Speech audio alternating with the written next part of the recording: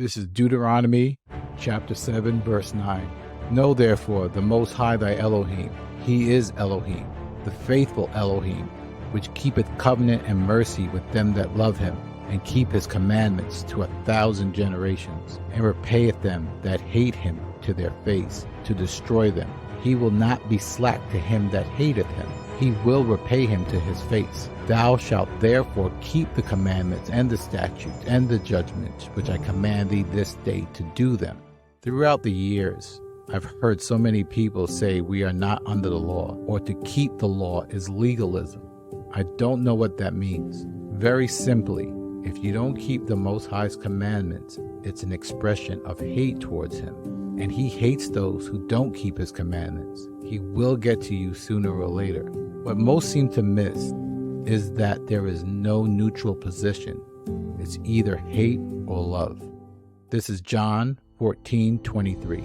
And Yeshua answered and said unto him, If a man love me, he will keep my words, and my Father will love him, and he will come unto him, and make our abode with him.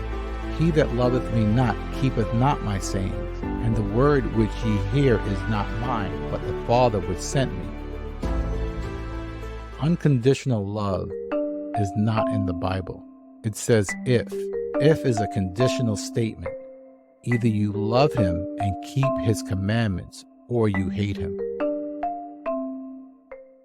This is Psalms 139, verse 19. Surely thou wilt slay the wicked, Elohim. Depart from me therefore, ye bloody men. For they speak against thee wickedly, and thy enemies take thy name in vain. Do I not hate them that hate thee? Am I not grieved with those that rise up against thee?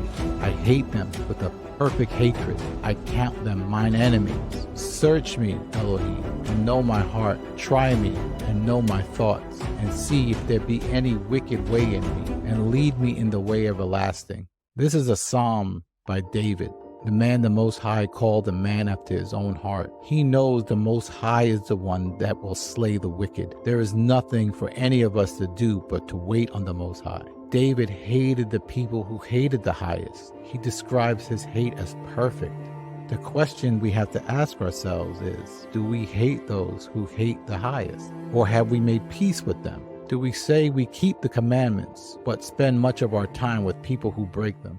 1 Corinthians 5:9.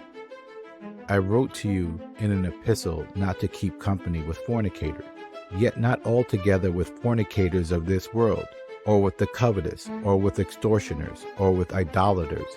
But then must ye needs go out of the world. But now I have written unto you not to keep company with any man who calls himself a brother, be a fornicator, or covetous, or an idolater, or a railer, or a drunkard, or an extortioner. With such an one know not to eat.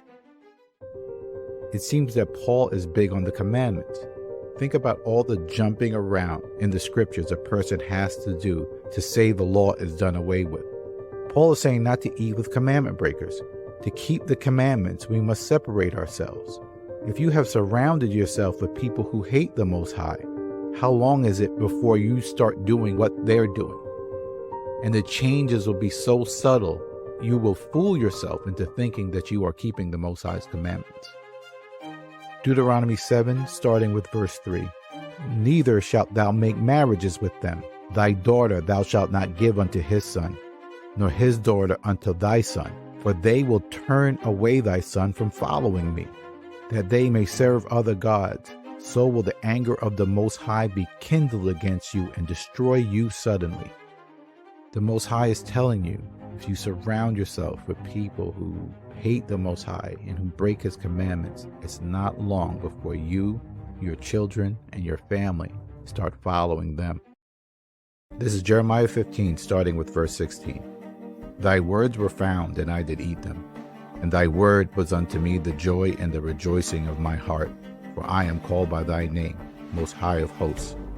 I sat not in the assembly of the mockers, nor rejoiced. I sat alone because of thy hand. For thou hast filled me with indignation. To separate yourselves, you're going to be alone. You have to be okay with that. But it's the way to keep yourself unspotted from the world. 2 Corinthians 6, starting with verse 14. Be ye not unequally yoked together with unbelievers. For what fellowship hath righteousness with unrighteousness? And what communion hath light with darkness? And what concord has Mashiach with Belial? Or what part hath he that believes with an infidel? And what agreement hath the temple of Elohim with idols? For you are the temple of the living Elohim. As Elohim has said, I will dwell in them and walk in them, and I will be their Elohim, and they shall be my people. Wherefore come out from among them, and be ye separate, says the Most High, and touch not the unclean thing, and I will receive you, and be a father unto you, and ye shall be my sons and daughters, saith the Almighty. Many, I know, believe they are keeping the commandments. They have not separated themselves. You can't keep the commandments without separating yourself. Paul is expressing that clearly. Imagine our forefathers that we read about, sending their kids to learn from the Philistines, or to work with a company full of Ammonites, or inviting the children of Ammon over for dinner. Most of them would have chosen death, but yet we willingly have joined ourselves with people who hate the Most High. We have to be realistic about our approach. We do not want to deceive ourselves into believing we are doing something we are not. It is almost impossible to keep the Most High's commandments without true separation. 2 Chronicles chapter 20, starting with verse 35. After this, did Jehoshaphat, king of Judah, join himself with Ahaziah, king of Israel, who did very wickedly. And he joined himself to make ships to go to Tarshish. And they made the ships in Ezion-Geber. Then Eleazar, the son of Dodavah of Marisha, prophesied against Jehoshaphat, saying, Because thou hast joined thyself with Ahaziah, the Most High hath broken thy works. And the ships were broken, and they were not able to go to Tarshish. The big reason why many of us continue to struggle is because we have not separated ourselves. And if we have not separated ourselves, the Most High cannot receive you. Thank you for watching. Please don't forget to subscribe, like, share, and comment down below.